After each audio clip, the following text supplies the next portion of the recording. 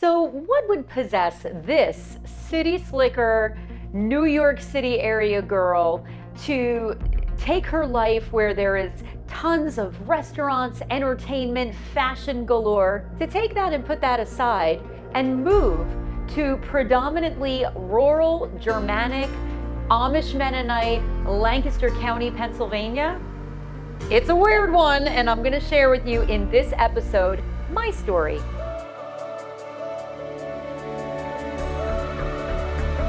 I am born and raised in Edison, New Jersey, about 30 minutes outside of New York City. If you ask me if I have been to the museum in Edison, New Jersey to see Thomas Edison's light bulb, the answer is no. But I have taken a whole bunch of buggy rides out here in the Amish country. It was predominantly, at the time I grew up there, Italian, Indian, and Chinese. I grew up with this very different way of doing life.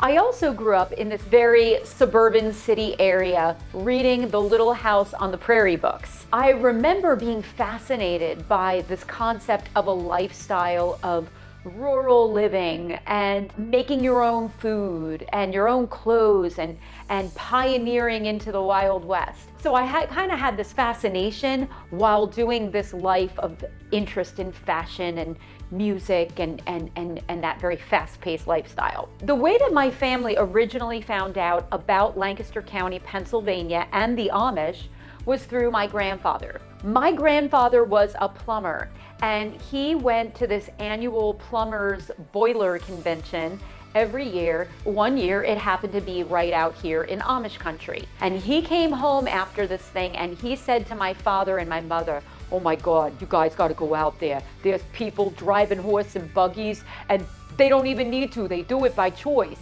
And my parents were like, "What?" And then they were like, and then they were like, "Little House on the Prairie? Let's go check it out."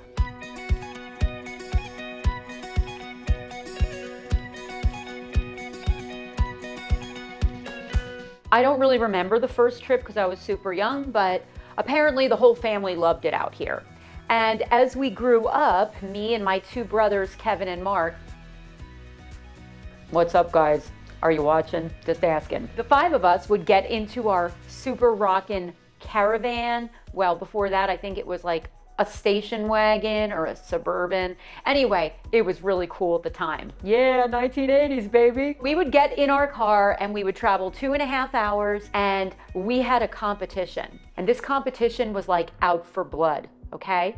The first one of the three of us kids who found a horse and buggy when we started entering Amish country got $1 and bragging rights from my parents. And I'm telling you, the rules over the years got super specific. For example, what if you see a buggy, but a horse that is not attached? Doesn't count. It has to be a buggy attached to a horse. Another rule is, did it have to be in someone's farm drive, or did it have to be clip-clopping along the road? Well, again, there was a big argument about that. This is all over $1, by the way. But I think the bragging rights were actually more important. One of my favorite areas to visit when we came out to Lancaster County, Pennsylvania was by far the village of Intercourse. There we could see the Amish people doing their banking, their shopping, going to the little doctor or chiropractor's office, selling their fruits and veggies.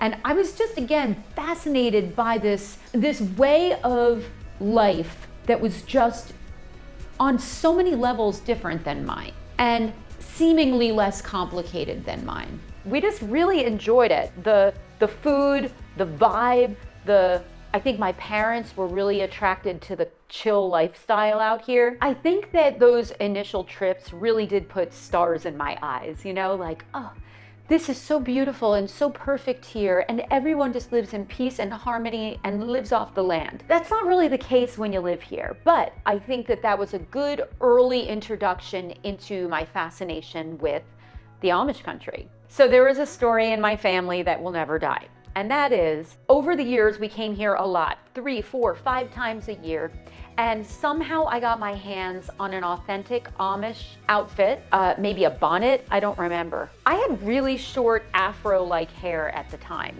and somehow I thought people might be convinced that I was Amish or Mennonite or some kind of peaceful farm girl. I used to dress up when we came out here, and I used to look Amish, and we'd go shopping, go to the restaurant. I'd pretend I wasn't with my Italian family and, kind of pretend I was ahead of them, like looking for something very innocently. I did this up through my teens.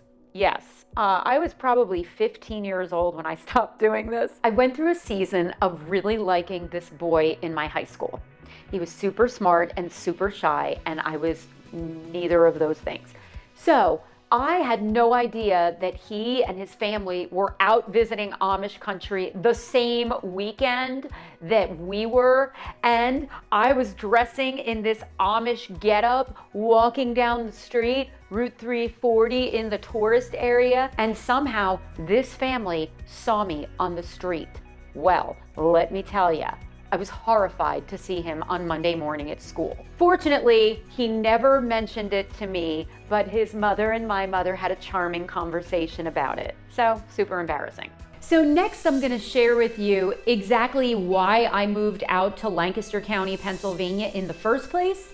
But before I do that, would you mind taking your little finger and moving it right now over to the subscribe button and clicking that button? This way, as we come up with more content, you will be the first to know. Thanks so much for doing that. Okay, so back to the story. So I'm not super academic. It was very clear in my high school years that I was not destined to become a doctor. But one thing that I always really excelled at was acting and singing and dancing and performing. I just really found a lot of joy in that. And my parents always found opportunities for me to get involved in a play or in church, joining the worship team. So I always had these really fun experiences, and I thought, after high school, I want to go into theater. Really, the only place I really wanted to go was Sight and Sound Theaters in Pennsylvania. On one of our trips out to Amish country, my parents took me to this place called Sight and Sound Theater. It was located in Strasburg, Pennsylvania, in the heart of the Amish country, and we went to see a show called The Joys of Christmas. And this show had live cast, some animals. It was about 700 seats. And we went to see this cute little Christmas show. And I'll never forget watching on stage the actors and the singers. And there was especially something I found that was totally cool, which was dancing Christmas trees. Yes, regular life-size Christmas trees with lights around it that would spin and turn and blink and dance with each other. And I found out after the show that live actors were up inside of those trees. And I was like, this is awesome. This is going to be where I end up someday. And so that was kind of a quest for me that felt shockingly definitive in 8th or 9th grade, and it continued throughout my high school years. So when I graduated from high school in New Jersey, I wanted to do this audition at Sight and Sound, and I begged my parents, please, can I please go with you guys to Amish country and audition for Sight and Sound. They were auditioning for a show called Behold the Lamb. It was the crucifixion and time of Jesus. I went the day of the audition. I had laryngitis and a terrible cold. And I was asked to read for the part of Mary Magdalene as the demon-possessed woman. And I auditioned the best I could. I gave it 100%, even though my voice was dying. I felt like it went okay, but I didn't feel like the audition went great. And so they said, okay, thank you so much. We'll call you, don't call us. Several weeks later, I thought they won't call. I got a phone call on our landline.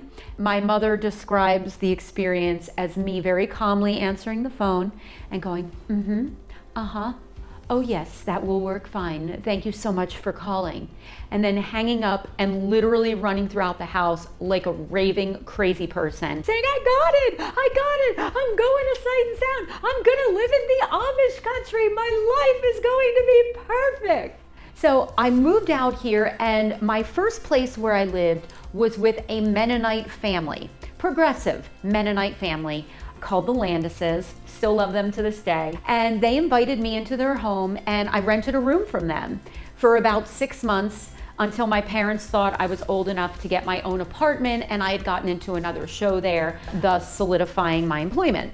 That was an interesting introduction to what it's really like to live within and among a Mennonite home. Although the Landises were dressing as everyone else did, English people, the wife had gone to college and was a nurse, the husband owned his own business. At the core, they were extremely Mennonite, very interested in living off the land and agriculture and canning and growing things. And there was just a real interest in things that had to do with pacifism and the Mennonite culture and the Mennonite faith. I think that was really a good introduction for me before venturing out onto my own with a roommate in an apartment, was those first 6 months of living here in the Amish country. So I was not cast as the demon-possessed woman, but I was cast as Pilate's wife, which I was super excited about, basically for one reason, and that is I got to wear the coolest clothes in the show. I had these beautiful capes and these velvet, a crown. Short role, but I was gonna take it. Not only did I have the coolest costumes, but I also had a small speaking role. So I'll never forget the very first rehearsal for the scene where I got to speak my lines. And it was in the moment on this terraced platform where Jesus is going to be sentenced to die. And I have a line that I am supposed to say to Pilate, my husband, about this horrible dream I had about what will become of Christ if my husband makes this proclamation that he should die. We're in the script. I had it all memorized. There's 45 cast members on the bottom of the terrace steps looking up at us. And I said with all of the grace and culture and presence I could possibly muster as Pilate's wife, this dignified official. And I said, my husband, have nothing to do with this innocent man, for I have suffered a great deal in a dream today because of him. And our director said, hold, are you serious? And I was like, yeah. He's like, we're gonna have to work on your accent. So it's been an interesting early journey so far in my story. To learn more about other things that I've discovered that have been shocking to me personally about the Mennonite or Amish culture, please feel free to check it out up here.